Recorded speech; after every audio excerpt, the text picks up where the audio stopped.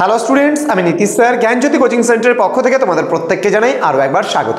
তো স্টুডেন্টস, আজকে আমি তোমাদের সঙ্গে আলোচনা করব এনইপি 4 ইয়ার আন্ডার গ্র্যাজুয়েট প্রোগ্রামের অধীনস্থ যে সমস্ত ছাত্রছাত্রীরা নর্থ বেঙ্গল ইউনিভার্সিটির আন্ডারে বিভিন্ন কলেজগুলোতে পড়াশোনা করছো তাদের জন্য কিন্তু আজকে মেজর 3 হিস্ট্রি সেকেন্ড সেমিস্টারের অতি গুরুত্বপূর্ণ একটা টপিক নিয়ে আলোচনা করবো, সেটা হচ্ছে ধম্ম মহামাত্র, অর্থাৎ right a short note Dhamma Mahamatras. এই কোশ্চেনটা তোমাদের কিন্তু প্রিভিয়াস ইয়ারেও কিন্তু এসেছিল, কিন্তু তোমরা এই বছর এনইপির আন্ডারে কিন্তু ফার্স্ট ব্যাচ, যাদের দুটো করে মেজর পেপার রয়েছে সেকেন্ড সেমিস্টারে, তো মেজর 3 এই যে পেপারটা রয়েছে এই পেপার থেকে খুব গুরুত্বপূর্ণ, একেবারে 100% কমন বলতে পারো আজকের এই ক্লাসটি, এবং পরীক্ষা তোমাদের এটা কিন্তু 3 মার্কসের জন্য আসবে। ওকে, 3 মার্কসের জন্য কিন্তু খুব গুরুত্বপূর্ণ আজকের এই ক্লাসটি। অবশ্যই ধৈর্য ধরে লাস্ট অবধি কিন্তু ক্লাসটি অবশ্যই শুনবে।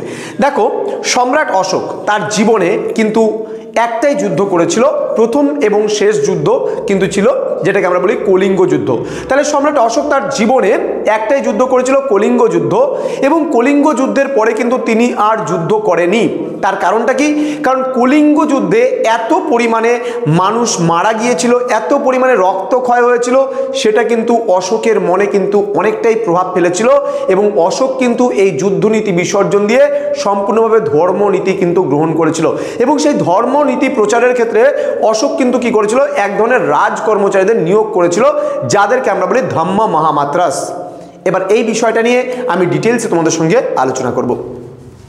দেখো, বেসিক্যালি এখানে তোমরা যেই জিনিসটা লিখবে তোমরা একটা স্ক্রিনশট করে নিতে পারো এই জিনিসটাকে।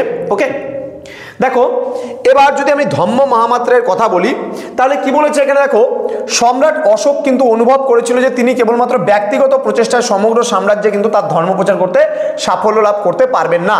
তাহলে দেখো বেসিক্যালি আজকে আমার কথাই যদি চিন্তা করি আমি, তাহলে এই জ্ঞানজ্যোতি কোচিং সেন্টারে শুধুমাত্র কিন্তু আমি নেই, আমার সাথে কিন্তু পুরো টিম, অর্থাৎ কিন্তু আমাদের পুরো টিচার্স টিম আছে, নন টিচিং স্টাফ আছে, প্রত্যেকে মিলে কিন্তু আমরা দেখতে পাচ্ছ তোমরা ইউটিউব চ্যানেলের মধ্যে দিয়ে যে কত স্যার ম্যামরা তোমাদের এই ইউটিউব চ্যানেলের মাধ্যমে ক্লাস নিচ্ছে। অর্থাৎ একক প্রচেষ্টার দ্বারা কিন্তু কখনোই সাফল্য লাভ করা যায় না। তাহলে সম্রাট অশোক কিন্তু খুব ভালোভাবে এটা অনুভব করেছিল যে আমি একা দেশ বিদেশ থেকে শুরু করে বিভিন্ন জায়গায় কখনোই ধর্ম প্রচার করতে পারবো না, যার জন্য সম্রাট অশোক কিন্তু কি করেছিল, ধর্ম প্রচারের ক্ষেত্রে কিন্তু তিনি একদল কর্মচারী নিয়োগ করেছিল। ডিটেলসে দেখে নেব। তাই তিনি সরকারি কর্মচারীদের মাধ্যমে এবং অন্যান্য উপায়ে ধর্ম প্রচারে যত্নবান হয়েছিল। তাহলে সরকারি কর্মচারী তো নিয়োগ করেছিলই, এবং তার সাথে সাথে কিন্তু অন্যান্য কিছু উপায় অবলম্বন করেছিল, যেই উপায়ের মাধ্যমে তিনি কি করেছিলেন, যে কিছু রাজ কর্মচারী কিন্তু নিয়োগের চিন্তাভাবনা করেছিলেন। ঠিক আছে, এবং কি বলেছেন, তৃতীয় প্রধান শিলালিপিতে তিনি ঘোষণা করেছেন যে তার রাজ্যের সর্বত্র যুক্ত রাজুক ও প্রাদেশিকগণ ধর্ম প্রচারের জন্য 5 বছরের মধ্যে একবার গ্রামাঞ্চলে যাবে। অর্থাৎ রাজুক নামে যে কর্মচারীদের নিয়োগ করেছিল তারা কিন্তু প্রতি 5 বছর অন্তর অন্তর একবার করে বিভিন্ন গ্রামগুলোতে যাবে, এবং সেই গ্রামগুলোতে গিয়ে কিন্তু ধর্ম প্রচার করবে। ঠিক আছে, আবার সপ্তম স্তম্ভ লেখেতে তিনি দাবি করেছেন যে তার কর্মচারী তোমার হচ্ছে রজুরও লক্ষ লক্ষ জীবের ওপর নিযুক্ত। এতে তিনি স্পষ্টতই বলেছিলেন যে ধর্ম প্রচারের বিষয়টি স্মরণে রেখে তিনি শিলাস্তম্ভে ধম্মলিপি উৎকীর্ণ করেছেন ও ধম্ম মহামাত্র নামে কর্মচারী নিযুক্ত করেছেন। তাহলে এক কথায় যদি আমরা বলতে চাই, ধম্ম মহামাত্র কারা? অশোক ধর্ম প্রচারের জন্য যাদেরকে নিয়োগ করেছিল যে কর্মচারীদের, তাদেরকেই কিন্তু এখানে ধম্ম মহামাত্র বলা হয়েছে। ধম্ম মহামাত্রদের কর্মসূচির কথা বলতে গিয়ে তিনি বলেছেন যে তারা সকল সম্প্রদায়, ব্রাহ্মণ, আজবিক, নির্গ্রন্থ ও জৈনদের মধ্যেই কাজ করছে। তাদের প্রধান কাজ ছিল এই সমস্ত সম্প্রদায়ের মধ্যে পারস্পরিক শত্রুতা দূর করে সম্প্রীতির বৃদ্ধি ঘটানো।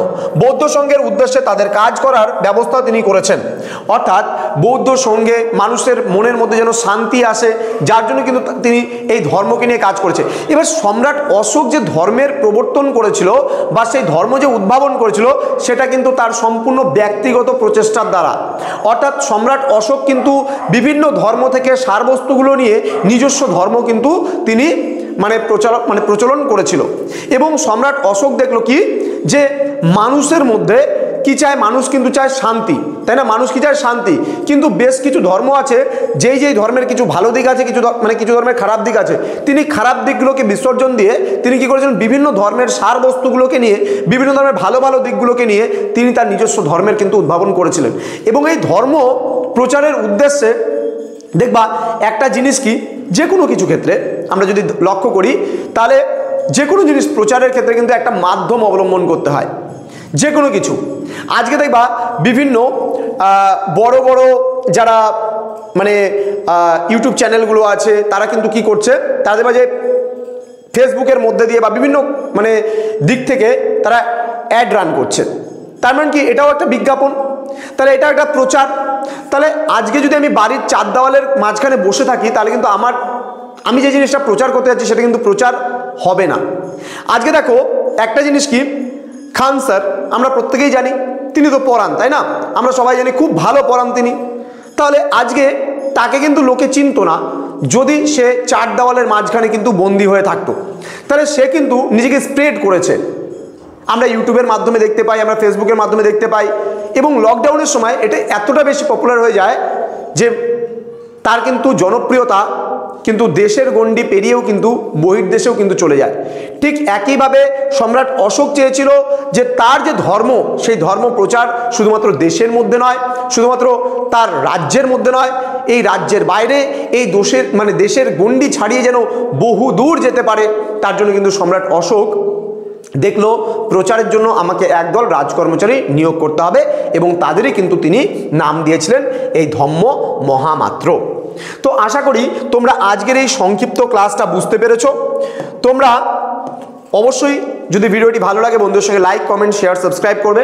এবং তোমরা যদি আমাদের জ্ঞানজ্যোতি কোচিং সেন্টার সেকেন্ড সেমিস্টারে অ্যাডমিশন নিতে চাও তাহলে যোগাযোগ করো অবশ্যই আমাদের অফিসিয়াল নাম্বার 6295916282 এবং 7076398606 নম্বরে। তোমাদের টোটাল কোর্স ফি দাঁড়াচ্ছে, যারা সেকেন্ড সেমিস্টারে মেজর কোর্স নিয়ে আমাদের কাছে পড়তে যাচ্ছ তাদের পুরো প্যাকেজ 999 টাকা, এবং যারা মাইনর প্যাকেজ বা পাস কোর্সের স্টুডেন্ট রয়েছে, এমডিসি মাল্টিডিসিপ্লিনারি কোর্সে রয়েছে, তাদের জন্য কোর্স ফি রয়েছে 699 টাকা। তো দেরি না করে আজই যোগাযোগ করো আমাদের জ্ঞানজ্যোতি কোচিং সেন্টারে এবং যুক্ত হয়ে যাও আমাদের সঙ্গে।